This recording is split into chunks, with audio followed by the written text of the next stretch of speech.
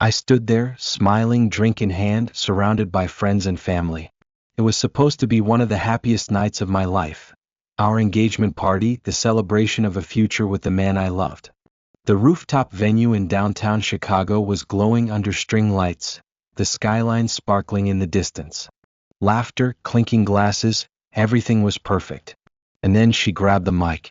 The second I heard Patricia's voice, my stomach dropped. My future mother-in-law, the woman who had spent 3 years making it painfully clear that she despised me, was now standing in the center of the room, holding a microphone like she was the damn host of the evening. She tapped the mic twice, clearing her throat. Attention everyone. I have something very important to say. The crowd quieted.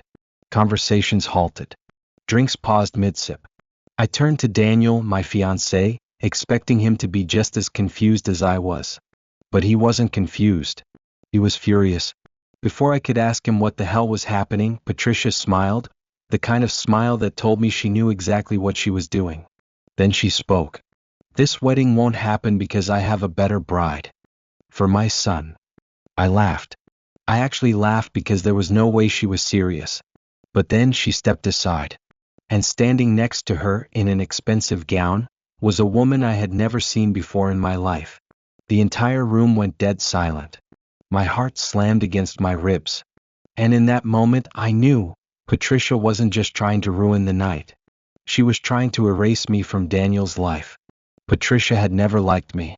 That much was obvious from the moment I met her. She was the kind of woman who believed that no one would ever be good enough for her son, and she made damn sure I knew it. At first it was subtle. Backhanded compliments. Passive-aggressive comments. Oh, you're wearing that dress? Bold. Or my personal favorite, it's nice that you have a career. Women these days need backup plans. But when Daniel proposed, that's when the gloves came off. Suddenly, I was a gold digger despite the fact that I had a well-paying career of my own. Suddenly, I was controlling Daniel even though he made his own decisions just fine. And when we started planning the wedding, she completely lost it. She had a problem with everything. The venue wasn't elegant enough. The guest list was too small, because we didn't invite her entire book club. My dress was unflattering. And the worst offense? Me. I thought she would eventually get over it. That she'd come around. That maybe, just maybe, she'd finally accept that Daniel and I were getting married. I was wrong. Because now, here she was, standing at my engagement party, holding a mic, acting like she was the one running the show. And she had brought another woman. The entire room was frozen. People were looking between Patricia, the mystery woman, and Daniel, waiting for someone to explain what the hell was going on. I turned to Daniel, expecting him to be as confused as I was. But he wasn't confused. He was pissed. His jaw was clenched so tightly I thought his teeth might crack. His hands curled into fists at his sides. Patricia, on the other hand, looked smug, like she had just won some kind of war. She gestured dramatically toward the woman. "This is Vanessa," she announced proudly. "The woman my son is actually meant to marry. A woman from a good family. A woman who will give him the life he deserves." You could have heard a pin drop. I was frozen. I didn't even know how to react. Because, what the hell was happening? Then Daniel did something that made me realize just how bad this really was. He didn't even look at Vanessa. Not once. Instead, his eyes locked onto his mother, cold, sharp, furious. I had never seen him look at her like that before. He took a deep breath, his fingers twitching like he was trying to hold himself back. Then, slowly, clearly, he said, "What the hell is wrong with you?" Patricia's smile faltered for just a second before she quickly recovered. "Danny, sweetheart, I know this is a surprise, but..." "No," his voice was loud now. "Sure. Final. No, Mom. This is insane." Vanessa, the so-called better bride, shifted awkwardly like she wanted to disappear. I studied her. She was tall, blonde, dressed in an expensive-looking gown. She definitely wasn't here by accident. That's when it hit me. Patricia had planned this. This wasn't some last-minute stunt. She had been waiting for the right moment to drop her little bombshell and humiliate me in front of everyone. And Daniel realized it too. He shook his head, his laugh bitter. "You seriously think you can pick a wife for me? What century do you think we're living in?" Patricia's face turned red. I am saving you, she hissed. I am protecting you from a mistake before it's too late. A mistake. That's what she thought I was. She wasn't just trying to ruin the night. She was trying to erase me from Daniel's life. I looked around the room. Our guests were frozen, eyes wide, watching this unfold like it was some twisted reality show. Some looked uncomfortable. Others, especially Daniel's friends, looked furious. But no one was stopping her. So I did. I stepped forward, my eyes locked on hers. What the hell makes you think you can do this? My voice was steady. She turned to me, her expression dripping with fake sympathy. Oh, sweetheart. It's not personal. I let out a short, cold laugh. Oh, it's personal. You're standing here at my engagement party trying to replace me. How is that not personal? Patricia scoffed. You don't understand. You were never the right choice. Daniel needs a wife who can. Enough. Daniel's voice cut through the air like a knife. He turned to Vanessa. Did my mother put you up to this? She hesitated. Then, to my complete shock, she nodded. I'm sorry, she stammered. I didn't want to do this. Your mom, she reached out months ago. She said you were being pressured into marrying the wrong person. She begged me to just show up tonight. She said it would be good for you. Months ago. That meant Patricia had been plotting this long before the engagement party. My stomach twisted. How far had she gone? Had she done other things behind our backs? Daniel ran a hand through his hair, exhaling sharply. He looked at Vanessa, then at his mother. Then he laughed. A hollow, bitter laugh. Wow, he said. You really thought I'd just, what? Dump the woman I love and go along with this? Patricia folded her arms. You're blind right now. But one day, you'll see that I was only trying to help you. Daniel stared at her for a long moment. Then he nodded, more to himself than anyone else. You know what? He said. I'm done. Patricia blinked. What? I'm done, he repeated. His voice was firm, unshaking. I am done trying to get you to respect my choices. I'm done making excuses for you. I love my name. We're getting married. And if you can't accept that, then you're not invited to the wedding. The room collectively gasped. Patricia's face collapsed. You don't mean that. I do. He didn't hesitate. This was the last straw. Her mouth opened and closed. I could see panic rising in her eyes. This wasn't going how she thought it would. She probably expected Daniel to hesitate, to consider her offer, to doubt me. Instead, she had just lost him. She looked around the room, realizing she had no support. Even the few family members who usually coddled her looked uncomfortable. No one was backing her up. For the first time in her life, Patricia was alone. But she wasn't going down without a fight. You'll regret this, she snapped. One day you'll thank me for trying to stop this mistake. And when that day comes, don't come crying to me. Daniel took my hand. The only mistake I ever made was thinking you could change. Patricia's face twisted with rage. Then without another word she stormed out. But deep down, I knew this wasn't over. And I was right. I wish that had been the end of it. I wish Patricia had just stormed out of our engagement party and left us alone. But people like her? They don't just give up. The party continued after she left and honestly, was amazing. People kept coming up to us, telling me how much they respected Daniel for standing up to his mother.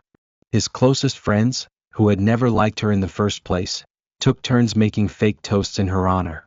To Patricia, for showing us exactly how not to act in public. To Vanessa, the poor woman who probably just lost her spot on Patricia's Christmas card list. People laughed, glasses clinked, and the tension that Patricia had tried to create slowly faded away. Or at least that's what I thought. Everyone seemed ready to move on, to enjoy the rest of the night, to let the drama die. Everyone except me. Because deep down, I had a nagging feeling that it wasn't over. Patricia had been too smug before everything backfired. Too sure of herself. And if there was one thing I knew about her, it was that she didn't take failure lightly. I was right. An hour after she left, Daniel's phone buzzed. We were standing together, laughing at a joke one of his groomsmen had made when he casually checked his phone. The second he saw the screen, his face completely changed. His easy smile disappeared, his entire body went rigid and his jaw clenched. I knew that look. Something was wrong. "What is it?" I asked. He didn't answer right away. He just turned the screen toward me. It was a text. From an unknown number. "Enjoy your little party while you can. By tomorrow she'll be gone." My stomach dropped. "She?" I asked, my voice sharp. Daniel exhaled through his nose, his jaw tensing even more. "She means you." I grabbed his phone, quickly scrolling through the messages. Another one had come in just minutes earlier. "You're making a huge mistake, Daniel. I warned you." "Don't say I didn't warn you." A cold chill ran down my spine. This wasn't just some bitter mother throwing a tantrum. This was a warning.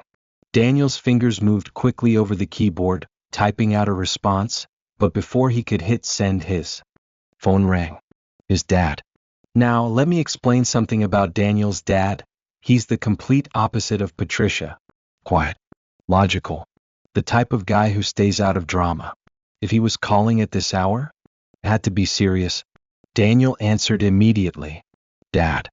I watched as his face went from confused, to angry, to furious. "What do you mean she's at your house?" he snapped. I froze. Patricia was at his dad's house. Daniel ran a hand through his hair. "No, I did not know she was coming." "What did she say?" He listened for a moment, his shoulders getting tenser by the second. Then, suddenly he closed his eyes and exhaled through his nose like he was trying not to explode. "She told you what?" His voice was deadly. I reached for his arm. "Daniel, what's going on?" He pulled the phone away from his ear and looked at me, his expression unreadable. "She told my dad that you've been cheating on me." My heart stopped. "What?" I whispered.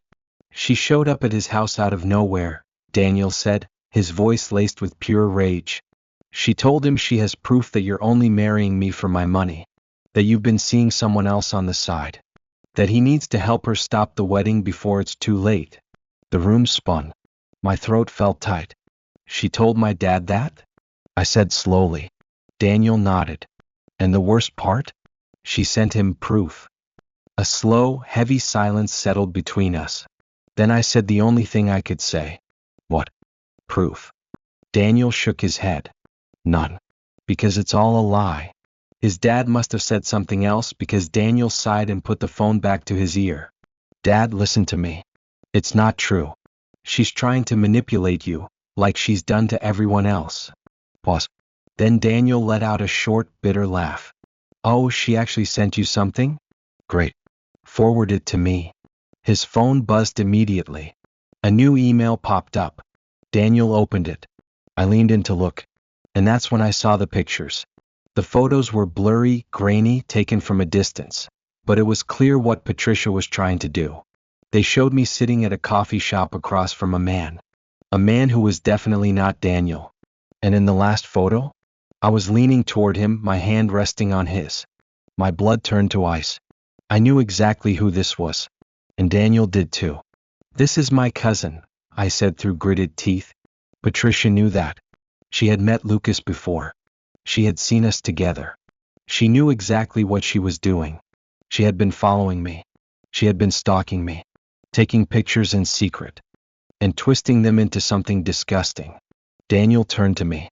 "Did you tell her Lucas was in town?" I shook my head, still in shock. "No. She must have found out some other way." Daniel's hands clenched into fists. He turned back to his phone and put his dad on speaker. "Dad, do you hear this?" His dad sighed. "Son, I had a feeling it wasn't real. But she was so damn convincing. She was crying, saying she just wanted to protect you." Daniel ran a hand over his face. "She's lost it, Dad. This is too far." His dad went quiet for a moment. Then finally he said, "I think it's time to cut her off." And that was the moment I knew we had won. Because if even Daniel's father was turning against her, Patricia had nothing left. Within an hour she was completely cut off. Daniel blocked her on everything. His dad told her she was no longer welcome in his house. Word spread through the family and even her own relatives started distancing themselves. But deep down I knew it still wasn't over. Because people like Patricia? They don't go down without a fight. I thought cutting Patricia off would be enough. I thought that after Daniel blocked her, after his dad told her she was no longer welcome in his home, she'd finally realize she had lost. I was wrong. Because people like Patricia? They don't accept defeat. For the first few days after the engagement party, things were quiet. Too quiet. It was almost unsettling. No calls. No messages. No unexpected appearances. But I should have known better. Because Patricia? She wasn't done. She was plotting. And I found out just how far she was willing to go when Daniel came home one evening, his face pale, his jaw clenched so tightly it looked like it might shatter. You're not going to believe this. I looked up from my laptop. What happened? He pulled out his phone and handed it to me. It was an email from one of his cousins, a forwarded message that had been sent to multiple family members. I started reading. Subject: the truth about my name. My stomach twisted before I even got past the first sentence. Patricia had sent out a mass email claiming I was manipulating Daniel, that I had been caught cheating, that I was a gold digger who only wanted his money. And to really sell the story, she attached the photos. The same stalker photos she had sent to Daniel's dad, the ones of me at a coffee shop with my cousin, twisted into proof of an affair.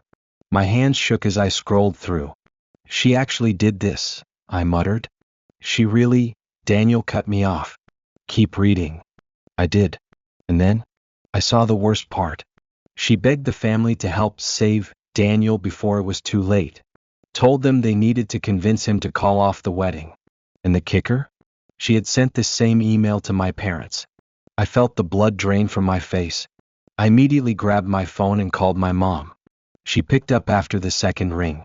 Sweetheart, I was just about to call you. I assume this is about Patricia's little novel? I let out a shaky breath. So you saw it? Oh, we saw it, she said, sounding more amused than anything. Your dad nearly choked on his coffee laughing. The whole thing reads like a bad soap opera script. That made me relax. At least my parents weren't buying Patricia's lies. But Daniel's family? That was another story. Some of his more gullible relatives were already calling him, texting him, trying to talk some sense into him. They weren't outright taking Patricia's side, but they had known her for years. She had spent a lifetime crafting this perfect, put-together image, so it wasn't shocking that some of them were hesitant to believe she was capable of something like this. Daniel, however, he shut that down fast. He started responding to every single misguided text with screenshots of Patricia's threats, proof of her manipulation, and the actual backstory behind the photos. And as soon as his relatives saw the full picture, they turned on her. One of his uncles even sent back a brutal response. Patricia, you are an embarrassment. Do not contact me again. It was a total disaster for her. Her own family was abandoning her. Her friends were distancing themselves. Her reputation was crumbling. And for most people, that would have been the wake-up call. But not Patricia. She wasn't just going after my relationship anymore. It was about to come for my career.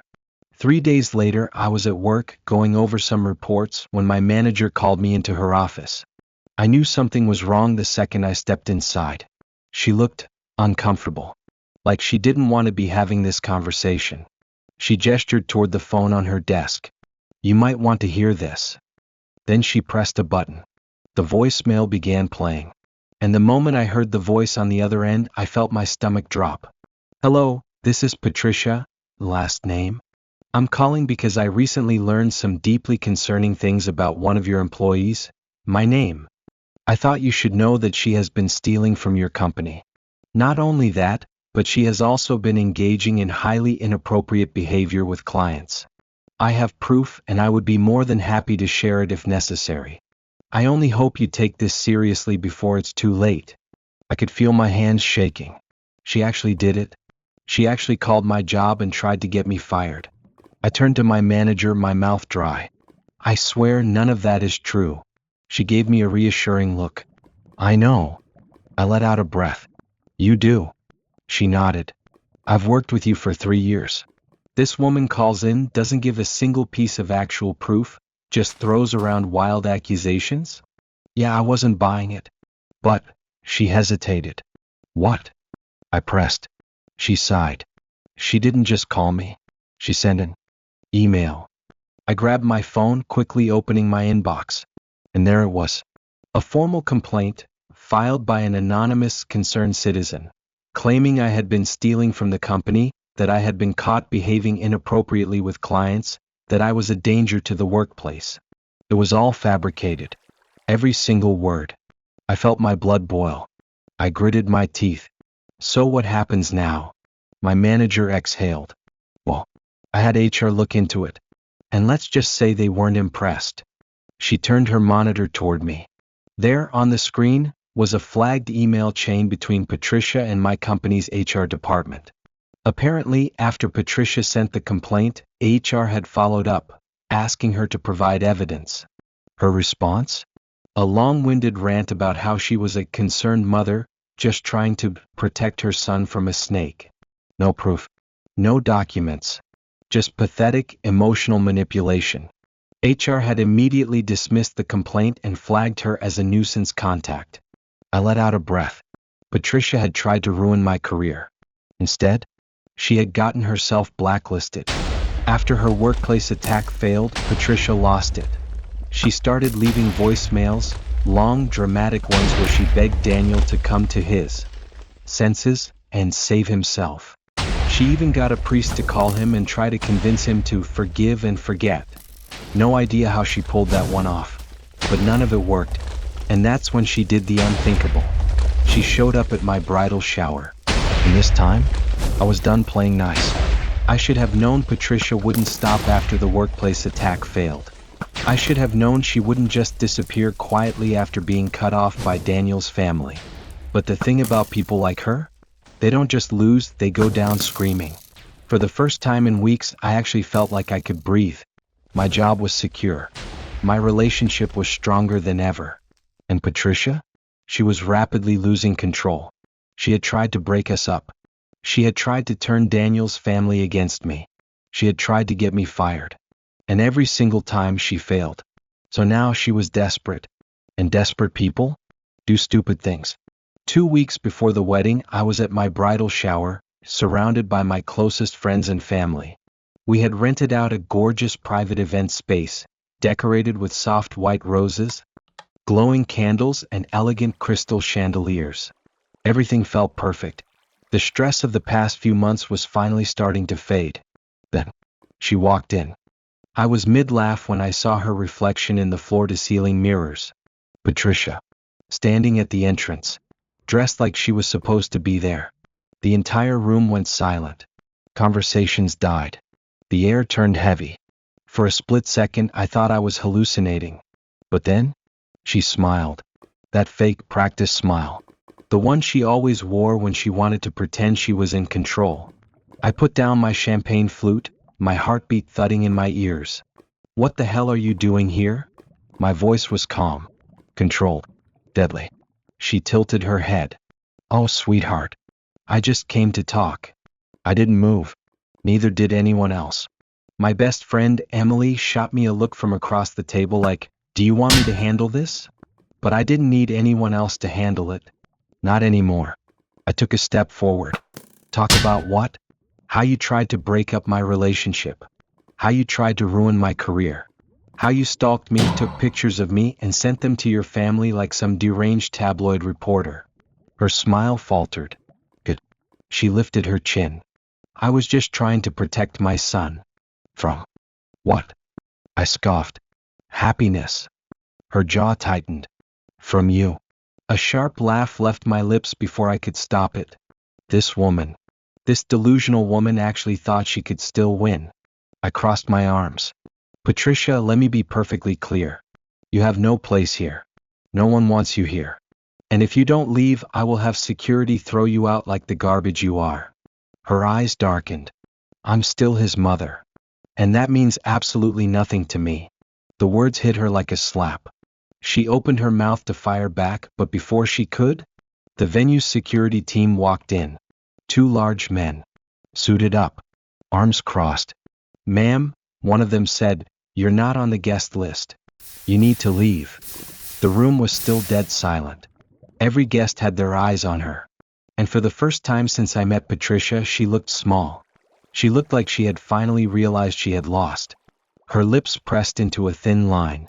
Then, in a voice barely above a whisper, she hissed, "You will regret this." And then, she turned on her heel, walked out, and this time, she didn't come back. I exhaled, finally. But I should have known she still wasn't done. Because Patricia's biggest fear?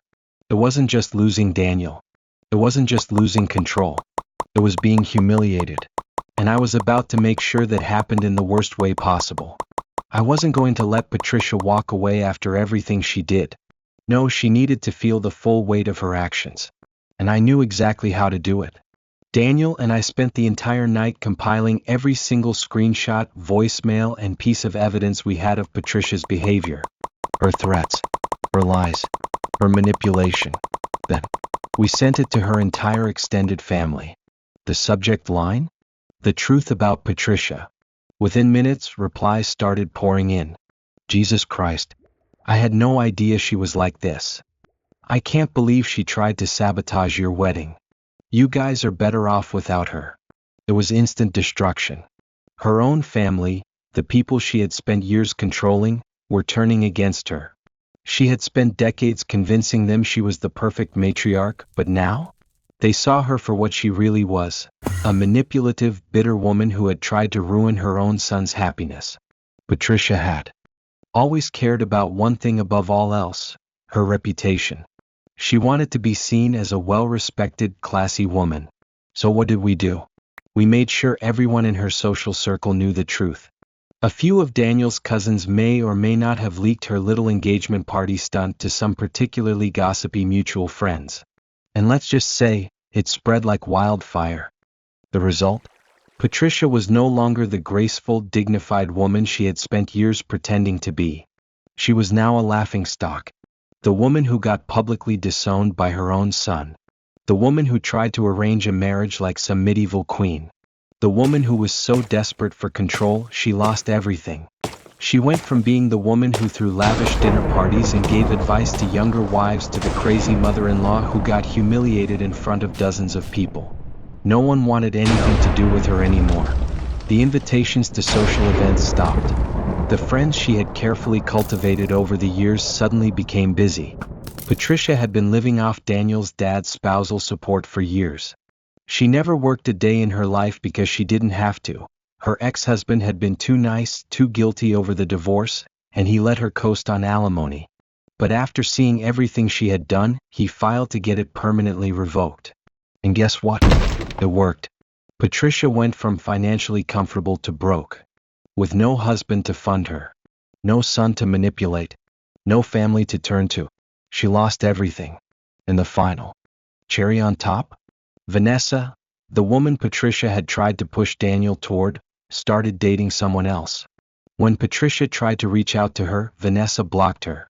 Turns out, even the woman she had handpicked as the perfect bride, wanted nothing to do with her. Every single person in her life had abandoned her. And me? I was finally free. Our wedding day was perfect. The sun was shining, the music was playing, and I walked down the aisle to the love of my life, knowing that Patricia was nowhere to be found. The last time I heard anything about her? She had moved to a different city, living in some cheap rental, completely isolated. No money. No allies. No power. She had spent her whole life trying to control people. And in the end, she had destroyed herself. Because sometimes, the best revenge isn't getting even. It's watching your enemy self-destruct. And Patricia? She did it perfectly. The end.